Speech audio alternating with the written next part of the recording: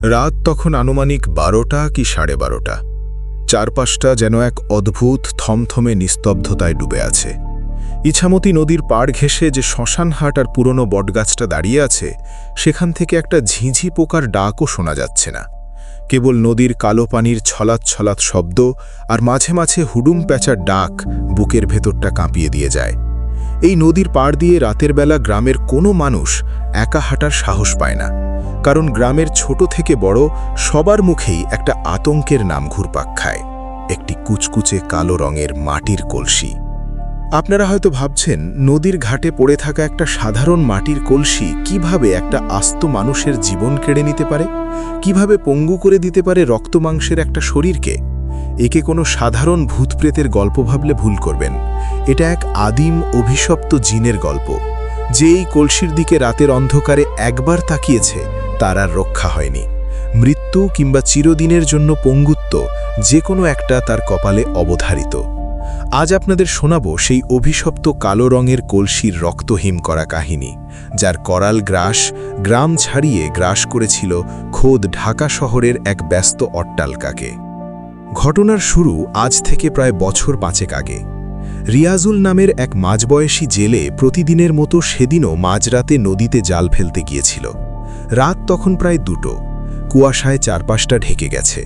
রিয়াজুল যখন তার নৌকাটা ঘাটে বাঁধতে যাবে, ঠিক তখন তার চোখ পড়ে ঘাটের একদম শেষ মাথায়, যেখানে শ্যাওলা ধরা একটা পুরনো পাথরের চাতাল আছে। সেখানে আধো আলো অন্ধকারে চকচক করছে কুচকুচে কালো রঙের একটা কলসি। কলসিটার গা এত মসৃণ আর এত অন্ধকার যে মনে হচ্ছিল চারপাশের সব আলো যেন ওটা শুষে নিচ্ছে। রিয়াজুলের মনে হলো, দিনের বেলা তো এখানে কোনো কলসি ছিল না। কৌতূহলবশত সে কলসিটার দিকে একটু এগিয়ে গেল, আর ঠিক তখনই ঘটল সেই প্রথম ভয়ানক ঘটনা। রিয়াজুল খেয়াল করল, কলসিটার ভেতর থেকে একটা অদ্ভুত খসখসে ফিসফিসানির শব্দ আসছে। মনে হচ্ছে ভেতরে কেউ একজন খুব নিচু স্বরে বিড়বিড় করছে। রিয়াজুল যখন কলসিটার ঠিক 2 হাত দূরে গিয়ে দাঁড়ালো, হঠাৎ করেই নদীর শান্ত পানি যেন ফুটন্ত তেলের মতো টগবগ করে উঠতে লাগল। রিয়াজুল ভয়ে 1 পা পিছিয়ে যেতে চাইল, কিন্তু পারল না। তার মনে হলো তার 2টো পা কে যেন মাটির সাথে শক্ত করে জাম দিয়ে দিয়েছে। ঠিক সেই মুহূর্তে কলসিটার মুখ থেকে কালো ধোঁয়ার মতো একটা অবয়ব বের হয়ে সোজা রিয়াজুলের চোখের ভেতরে ঢুকে গেল। রিয়াজুলের চোখ দুটো মুহূর্তের মধ্যে উল্টে সম্পূর্ণ সাদা হয়ে গেল। সে এক চুলও নড়তে পারছিল না। তার মুখ থেকে কোনো চিৎকার বের হচ্ছিল না, শুধু গলা দিয়ে গড়গড় শব্দ হচ্ছিল। পরদিন সকালে গ্রামের মানুষ রিয়াজুলকে নদীর পাড়ে উপুড় হয়ে পড়ে থাকতে দেখে। যখন তাকে উদ্ধার করা হয়, তখন তার পুরো শরীরটা ধনুকের মতো বেঁকে গেছে। তার 2টো হাত এবং পা এমনভাবে দুমড়ে মুচড়ে গেছে যেন কোনো এক অদৃশ্য দানব তার হাড়গুলো একটা একটা করে ভেঙে গুঁড়ো করে দিয়েছে। রিয়াজুল বেঁচে ছিল, কিন্তু তার মুখের ভাষা চিরদিনের জন্য হারিয়ে গিয়েছিল। সে শুধু তার ডান হাতের আঙুল দিয়ে শূন্যে একটা গোল বৃত্ত আঁকার চেষ্টা করত আর অনবরত কাঁপত। চিকিৎসকেরা তার এই পঙ্গুত্বের কোনো বৈজ্ঞানিক ব্যাখ্যা খুঁজে পাননি। এর ঠিক 1 মাস পর গ্রামের এক যুবক নাম সুমন, সে শহর থেকে পড়াশোনা শেষ করে গ্রামে এসেছিল। এসব কুসংস্কার সে একদমই বিশ্বাস করত না। এক রাতে বন্ধুদের সাথে বাজি ধরে সে রাত 1টা বাজতেই ওই ঘাটের দিকে রওনা হয়। সুমনের বন্ধুরা ঘাটের বেশ কিছুটা দূরে দাঁড়িয়েছিল।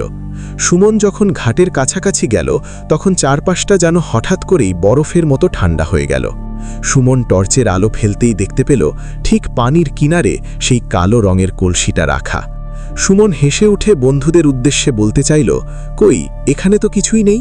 কিন্তু তার মুখ থেকে কথা বের হওয়ার আগেই কলসিটা নিজে থেকেই গড়িয়ে সুমনের পায়ের কাছে চলে এলো। সুমনের টর্চের আলোটা দপ করে নিভে গেল। বন্ধুরা দূর থেকে শুধু দেখতে পেল সুমন হঠাৎ করে শূন্যে হাত পা ছুটতে লাগল, যেন কেউ একজন তার গলা টিপে ধরে শূন্যে তুলে নিয়েছে। সুমনের বন্ধুরা ভয়ে চিৎকার করে গ্রামে ছুটে গেল লোক ডাকতে। কিন্তু যখন গ্রামবাসীরা মশাল আর লাঠিসোঁটা নিয়ে নদীর পাড়ে পৌঁছল, ততক্ষণে অনেক দেরি হয়ে গেছে। সুমনের নিথর দেহটা নদীর পানিতে ভাসছিল। তার সমস্ত শরীরটা এমনভাবে নীল হয়ে গিয়েছিল যেন কেউ তার শরীরের সমস্ত রক্ত এক ফোঁটাও বাকি না রেখে শুষে নিয়েছে। এই ঘটনার পর থেকে গ্রামবাসী রাতের বেলা ওই নদীর পাড়ে যাওয়া সম্পূর্ণ বন্ধ করে দেয়। কিন্তু অভিশাপ তো আর এক জায়গায় স্থির থাকে না। এবার এই কালো কলসির কালো থাবা গ্রাস করল শহরকে। গ্রামের এক ধনী মাতব্বরের ছেলে জাহিদ ঢাকায় একটি বেসরকারি ব্যাংকে চাকরি করত এবং মিরপুরের একটা ফ্ল্যাটে একা থাকত। ঈদের ছুটিতে সে গ্রামে এসেছিল। সে সুমন আর রিয়াজুলের ঘটনার কথা জানত, কিন্তু সে ভাবত এগুলো সবই গ্রামের মানুষের বানানো গল্প। এক সন্ধ্যায় জাহিদ তার ক্যামেরা নিয়ে নদীর পাড়ে সূর্যাস্ত তুলতে গিয়েছিল।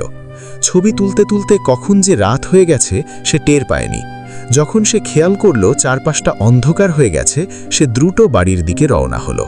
কিন্তু ঠিক ঘাট পার হওয়ার সময় তার পায়ের সাথে কিসের যেন একটা ঠোকা লাগল। জাহিদ নিচে দেখার জন্য দেখল একটি মাটির কলসি। তবে এটা সাধারণ লাল মাটির কলসি নয়, কুচকুচে কালো রঙের। জাহিদ তার ফোনের ফ্ল্যাশলাইট জ্বালিয়ে কলসিটার একটা ছবি তুলল। ছবি তোলার সাথে সাথেই তার ফোনের স্ক্রিনটা কেমন যেন কাঁপতে লাগলো এবং ফোনটা প্রচণ্ড গরম হয়ে হাত থেকে পড়ে গেল। জাহিদের মনে হলো তার মাথার ভেতরকে যেন হাতুড়ি দিয়ে আঘাত করছে। সে কোনো মতে ফোনটা কুড়িয়ে নিয়ে প্রায় দৌড়ে বাড়ি ফিরে এলো। পরদিনই জাহিদের ছুটি শেষ হয়ে যাওয়ায় সে ঢাকায় ফিরে আসে। সে ভেবেছিল গ্রামের ওই ঘটনার পর তার হয়তো একটু মানসিক ভয় লেগেছে, ঢাকায় ফিরলে সব ঠিক হয়ে যাবে। কিন্তু আসল নারকীয় তাণ্ডব তো কেবল শুরু হতে যাচ্ছিল। ঢাকায় আসার প্রথম রাতেই যখন জাহিদ তার 11 তলার ফ্ল্যাটের বিছানায় ঘুমাতে গেল, রাত তখন প্রায় 2টো। হঠাৎ করেই তার ঘুম ভেঙে গেল এক অদ্ভুত গন্ধে। পুরো ঘর জুড়ে যেন পচা নদীর কাদা আর মরা মাছের তীব্র গন্ধ ভেসে বেড়াচ্ছে। জাহিদ বিছানা থেকে উঠতে গিয়ে দেখল সে তার শরীর নাড়াতে পারছে না। তার হাত পা যেন বিছানার সাথে পেরেক দিয়ে ফিক্সড করে দেওয়া হয়েছে। একে সাধারণত মানুষ বোবায় ধরা বা স্লিপ প্যারালিসিস বলে ভুল করে, কিন্তু জাহিদের ক্ষেত্রে এটা তা ছিল না। সে চোখ পিটপিট করে তাকালো ঘরের দরজার দিকে। জাহিদের শোবার ঘরের দরজাটা বন্ধ ছিল, কিন্তু সে স্পষ্ট দেখতে পেল দরজার নিচ দিয়ে কালো রঙের কুচকুচে পানি ঘরের ভেতরে ঢুকে পড়ছে। আর সেই পানির ভেতর দিয়ে ভেসে ভেসে ঘরের ঠিক মাঝখানে এসে থামল সেই কালো রঙের কলসিটা, যা সে গ্রামে নদীর পাড়ে দেখেছিল। জাহিদ ভয়ে চিৎকার করতে চাইল, কিন্তু তার গলা দিয়ে কোনো আওয়াজ বের হলো না। কলসিটার ভেতর থেকে এবার 2টো লাল আগুনের মতো চোখ জাহিদের দিকে তাকিয়ে জ্বলতে লাগল। জাহিদ দেখল কলসির মুখ থেকে একটা কুচকুচে কালো দীর্ঘ ছায়া বের হয়ে সিলিংয়ের দিকে উঠে গেল এবং সেখান থেকে জাহিদের বুকের উপর এসে আছড়ে পড়ল। জাহিদের মনে হলো কয়েকশো টন ওজনের কোনো পাথর তার বুকের উপর চেপে বসেছে। তার দম বন্ধ হয়ে আসতে লাগল। ঠিক তখনই জাহিদের মনে হলো সে একটা স্বপ্ন দেখছে, কিন্তু সেই স্বপ্নটা ছিল বাস্তবতার চেয়েও ভয়াবহ। স্বপ্নের ভেতর জাহিদ নিজেকে আবিষ্কার করল সেই ইছামতি নদীর মাঝখানে। চারপাশ অন্ধকার, ঝোড়ো হাওয়া বইছে। সে পানির ওপর দাঁড়িয়ে আছে, আর তার চারপাশ ঘিরে ধরেছে শত শত কালো কলসি। প্রতিটি কলসি থেকে মানুষের কান্নার আওয়াজ আসছে। জাহিদ দেখল নদীর গভীর থেকে একটা বিশাল আকৃতির কালো অবয়ব উঠে আসছে, যার মাথায় 2টো শিং আর চোখগুলো জ্বলন্ত কয়লার মতো। সেই অবয়বটি জাহিদের দিকে হাত বাড়িয়ে দিয়ে বিকট গলায় বলল, তুই আমাদের স্থান দেখেছিস, তুই আমাদের ছবি তুলেছিস, তোর রক্ষা নেই। পরদিন সকালে জাহিদের অফিসের সহকর্মীরা তাকে ফোনে না পেয়ে তার ফ্ল্যাটে আসে। দরজা ভেঙে ভেতরে ঢুকে তারা যা দেখল তা দেখে তাদের কলিজা শুকিয়ে যাওয়ার জোগাড় হলো। জাহিদ বিছানার উপর পড়ে আছে, তার কোমর থেকে নিচের অংশ সম্পূর্ণ অবশ, প্যারালাইজড হয়ে গেছে। তার চোখ 2টো রক্তবর্ণ হয়ে আছে এবং সে অনবরত বিড়বিড় করছে, ওরা আসছে, কলসিটা আসছে। সবচেয়ে ভয়ের ব্যাপার হলো জাহিদের ফোনের গ্যালারিতে গিয়ে দেখা গেল সে নদীর পাড়ে যে ছবিটা তুলেছিল সেই ছবিতে শুধু নদীর ঘাট নেই, বরং ছবির ঠিক মাঝখানে জাহিদের নিজের বিছানার ওপরে সেই কালো কলসিটা বসানো আছে। অথচ ছবিটা তোলা হয়েছিল গ্রামে। জাহিদের এই অবস্থা দেখে শহর ও গ্রামের ডাক্তাররা হাল ছেড়ে দিলেন। তার রিপোর্ট সব নরমাল, কিন্তু তার শরীরের অবস্থা দিন দিন খারাপ হতে লাগল। সে দিন দিন শুকিয়ে কঙ্কাল হয়ে যাচ্ছিল এবং প্রতি রাতে ঠিক 2টো বাজলেই সে চিৎকার করে উঠত। জাহিদ প্রতি রাতে একই স্বপ্ন দেখত। স্বপ্নের তীব্রতা দিন দিন বাড়ছিল। স্বপ্নের ভেতর সেই জিনের দল তাকে টেনে নদীর গভীরে নিয়ে যেত এবং প্রতি রাতে জাহিদের শরীরের কোনো না কোনো অংশ অবশ হয়ে যেত। কোমর থেকে শুরু হয়ে ভয়টা এখন তার বুক পর্যন্ত চলে এসছে। আর মাত্র কয়েকদিন, তারপর এই পঙ্গুত্ব তার হার্ট পর্যন্ত পৌঁছে গেলেই জাহিদের মৃত্যু নিশ্চিত। অবশেষে জাহিদের এক দূর সম্পর্কের আত্মীয় এই ঘটনার গভীরতা বুঝতে পারলেন। তিনি বুঝতে পারলেন এটা কোনো সাধারণ রোগ নয়, এটা অত্যন্ত শক্তিশালী কোনো জিন বা খবিশ জিনের আছর। তিনি তখন সিলেট অঞ্চলের এক প্রত্যন্ত গ্রামে থাকা অত্যন্ত শক্তিশালী এবং বুজুর্গ আলেম মৌলানা কেরামত আলীর খোঁজ পান। মৌলানা কেরামত আলী দীর্ঘ বছর ধরে কোরআন ও হাদিসের আলোকে জিন পরীর চিকিৎসা করে আসছেন। অনেক বড় বড় তান্ত্রিক এবং কবিরাজ যেখানে ব্যর্থ হয়েছে, সেখানে তিনি আল্লাহর কালামের উসিলায় সমস্যার সমাধান করেছেন। জাহিদের পরিবার কোনো উপায় না দেখে মৌলানা কেরামত আলীকে ঢাকায় নিয়ে আসেন। যেদিন হুজুর জাহিদের ফ্ল্যাটে পা রাখলেন, সেদিন বিকালের আকাশটা হঠাৎ করেই কালো মেঘে ঢেকে গেল। কোনো ঝড় বৃষ্টি ছাড়াই পুরো মিরপুর এলাকায় যেন এক অন্ধকার নেমে এলো। হুজুর যখন জাহিদের ঘরের দরজায় এসে দাঁড়ালেন, জাহিদের ঘরের ভেতর থেকে একটা হিংস্র পশুর মতো গর্জন শোনা গেল। জাহিদ, যে গত 1 মাস ধরে বিছানা থেকে 1 ইঞ্চি নড়তে পারেনি, সে হঠাৎ করেই খাট থেকে শূন্যে প্রায় 4 ফুট উপরে ভেসে উঠল। তার গলার আওয়াজ পুরোপুরি বদলে গিয়েছিল। একটা ভারী, গমগমে এবং অমানসিক গলায় জাহিদের মুখ দিয়ে বেরোল, কেন এসেছি সেখানে বুড়ো? এই ছেলের আয়ু শেষ, একে আমি আমার দুনিয়ায় নিয়ে যাব। মৌলানা কেরামত আলী বিন্দুমাত্র ভয় পেলেন না। তিনি অত্যন্ত শান্ত মুখে তার হাতের তাসবিটা শক্ত করে ধরলেন এবং উচ্চস্বরে সূরা বাকারা তিলাওয়াত করতে শুরু করলেন। হুজুরের তিলাওয়াত শুরু হওয়ার সাথে সাথেই ঘরের লাইটগুলো দপদপ করে জ্বলতে আর নিভতে লাগল। ঘরের আসবাবপত্রগুলো নিজে থেকেই নড়াচড়া শুরু করল। জাহিদের শরীরটা শূন্যে মোচড়াতে লাগল, যেন কেউ তাকে অদৃশ্য চাবুক দিয়ে আঘাত করছে। হুজুর তিলাওয়াত করতে করতে বললেন, ওরে আল্লাহর অবাধ্য সৃষ্টি, তুই একে ছেড়ে চলে যা, নতুবা আল্লাহর কালামের আগুনে পুড়ে তুই ছাই হয়ে যা। জাহিদের ভেতরের সেই জিন অট্টহাসি দিয়ে বলল, এত সহজ নয়, ও আমাদের 100 বছরের পুরনো আস্তানা দেখে ফেলেছে। ওই কালো কলসি আমাদের রানীর রক্ত দিয়ে তৈরি, যে ওই কলসি দেখবে সে আমাদের গোলাম হবে। মৌলানা কেরামত আলী তখন বুঝতে পারলেন এই জিনের শক্তি সাধারণ নয়, এটি একটি মারিদ গোত্রের খবিশ জিন, যা কোনো অভিশপ্ত মাটির পাত্রকে কেন্দ্র করে তার শক্তি সঞ্চয় করেছে।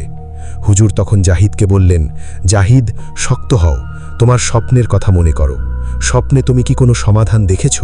কোনো পথ কি দেখিয়েছে আল্লাহ তোমাকে? জাহিদ তখন আচ্ছন্ন অবস্থায় প্রচণ্ড কষ্টের মধ্যেও কাঁদতে কাঁদতে বলল, হুজুর, স্বপ্নে আমি দেখি সেই কালো কলসিটার নিচে একটা আরবি হরফ লেখা আছে, আর কলসিটা ভাঙতে হলে নদীর ওই ঘাটের তলার মাটি লাগবে। এই কথা শোনার সাথে সাথেই জাহিদের ভেতরের জিনটি বিকট চিৎকার দিয়ে উঠল, চুপ কর, ওটা বলিস না। জাহিদের চোখ দিয়ে তখন টপ টপ করে রক্ত পড়তে শুরু করেছে। মৌলানা কেরামত আলী আর এক মুহূর্তও সময় নষ্ট করলেন না। তিনি জাহিদের কপালে হাত রেখে অত্যন্ত শক্তিশালী কিছু কোরআনের আয়াত এবং দুরুদ শরীফ পড়ে ফু দিলেন। জাহিদের শরীরটা সাথে সাথে ধপ করে বিছানায় পড়ে গেল এবং সে অজ্ঞান হয়ে গেল। হুজুর তখন জাহিদের বাবাকে বললেন, আমাদের এখনই ওই গ্রামে যেতে হবে। এই জিনের মূল শক্তি ওই নদীর ঘাকে পড়ে থাকা কালো কলসিটার ভেতরে। এই জাহিদকে বাঁচাতে হলে আগামী অমাবস্যার রাতের আগেই ওই কলসি উদ্ধার করে ধ্বংস করতে হবে, নতুবা জাহিদকে আর বাঁচানো যাবে না। পরদিনই মৌলানা কেরামত আলী জাহিদের পরিবারকে নিয়ে সেই ইছামতি নদীর পাড়ের গ্রামে পৌঁছলেন। তখন রাত প্রায় 11টা।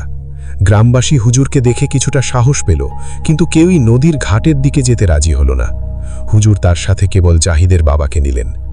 ঘাটে যখন তারা পৌঁছলেন, চারপাশটা কুয়াশায় এতটাই অন্ধ যে হাতের তালুও দেখা যাচ্ছিল না।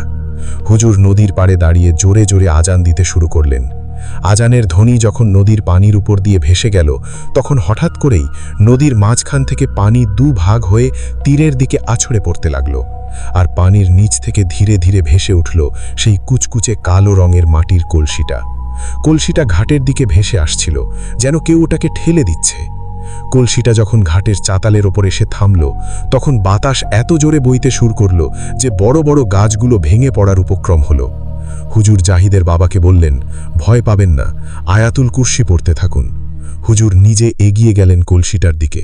তিনি নিচু হয়ে কলসিটা হাতে নিলেন। কলসিটা এতটা ঠান্ডা ছিল যেন মনে হচ্ছে এক টুকরো বরফ। হুজুর কলসিটা উল্টে দেখলেন জাহিদের স্বপ্নের মতোই কলসির নিচে একটি প্রাচীন শয়তানি তান্ত্রিক চিহ্ন আঁকা রয়েছে, যা জিনের কুফরি কালামের প্রতীক। হুজুর তার পকেট থেকে জমজমের পানি বের করে কলসিটার ওপর ছিটিয়ে দিলেন এবং আল্লাহর বিশেষ কিছু নাম জপ করে তার হাতের লাঠি দিয়ে কলসিটার ওপর সজোরে আঘাত করলেন। একটি বিকট কান ফাটানো চিৎকারের শব্দে পুরো আকাশ বাতাস কেঁপে উঠল। মনে হলো যেন কোনো একটা বড় প্রাণী যন্ত্রণায় ছটফট করছে। কলসিটা ভেঙে চৌচির হয়ে গেল, আর সেই ভাঙা টুকরোগুলো থেকে কালো রঙের রক্ত আর পচা কাদা বের হয়ে নদীর পানিতে মিশে গেল। সাথে সাথে চারপাশের সেই ঝোড়ো হাওয়া থেমে গেল, কুয়াশা কেটে গেল এবং মেঘের আড়াল থেকে চাঁদ উকি দিল। ইছামতি নদী আবার আগের মতো শান্ত হয়ে গেল। ঠিক একই সময়ে ঢাকা শহরের সেই মিরপুরের ফ্ল্যাটে চিকিৎসকদের অবাক করে দিয়ে জাহিদ হঠাৎ করেই গভীর ঘুম থেকে জেগে উঠল। সে বিছানা থেকে উঠে নিজের পায়ে ভর দিয়ে দাঁড়ালো। তার পায়ের সেই পঙ্গুত্ব, শরীরের সেই অবশ ভাব যেন এক নিমেষের মধ্যে কর্পূরের মতো উড়ে গেছে। জাহিদ তার হাত পা নাড়াতে পারছিল, তার বুকের সেই ভারী পাথরটা সরে গিয়েছিল। সে অনুভব করল সে আবার মুক্ত, স্বাধীন এক মানুষ। পরদিন সকালে মৌলানা কেরামত আলী গ্রামের মানুষকে ডেকে বললেন, এই ঘাটের অভিশাপ কেটে গেছে, তবে মনে রাখবেন প্রকৃতির কিছু জিনিসকে নিজের কৌতূহলের বশে ঘাটতে নেই। আল্লাহ যা আড়াল করে রেখেছেন তাকে আড়ালই থাকতে দেওয়া উচিত। জাহিদ আজ সুস্থ, সে আবার তার স্বাভাবিক জীবনে ফিরে গেছে। কিন্তু আজও যদি সে কোনো কালো রঙের মাটির পাত্র বা কলসি দেখে, তার বুকের ভেতরটা অজানা এক আতঙ্কে কেঁপে ওঠে। সে আজও রাতে ঘুমাতে গেলে ইছামতি নদীর সেই ছলাৎ ছলাৎ শব্দ আর কালো কলসিটার ফিসফিসানি শুনতে পায়। এই পৃথিবীর বুকে এমন অনেক রহস্য লুকিয়ে আছে, যার সমাধান মানুষের বিজ্ঞানের কাছে নেই, যা কেবল বিশ্বাসের অন্তরালেই রয়ে যায়।